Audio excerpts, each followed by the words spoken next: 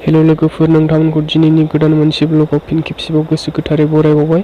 ओमफ्राय बे भिडिअखौहाय थारमाने आं टेस्टा दैनि अन्थाइ आरो दै बोहैनाय बेफोरखौ लादोंमोन आरो ओमफ्राय बेकग्राउन्ड मिउजिकआ बिराद खराथारमोन आरो बिनि थाखायनो आं भइसखौ डाबिं खालामनानै होफिननांगौ जाबाय। लोगोफोर रायलायनायखौनो खोनानो नागिरा आरो दै बाज्रुमनायाहाय, बिनि थाखायनो आं बेबायदि डाबिं खालामनांगौ जाबाय लोगोफोर। ओमफ्राय भिडिअखौ इन्टारेस्टिं मोनोब्ला नायलांबाय थादो लोगोफोर। नै अन्थाइआ बिराद साइज नायबानो जाबाय। नै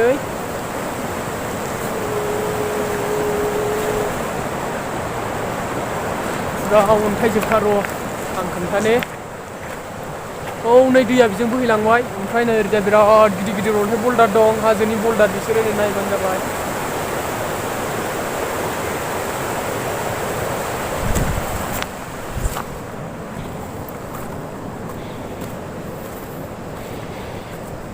ओइया नै बिसिबां गिदिर गिदिर बल्दार दं नायदो लोगोफोर।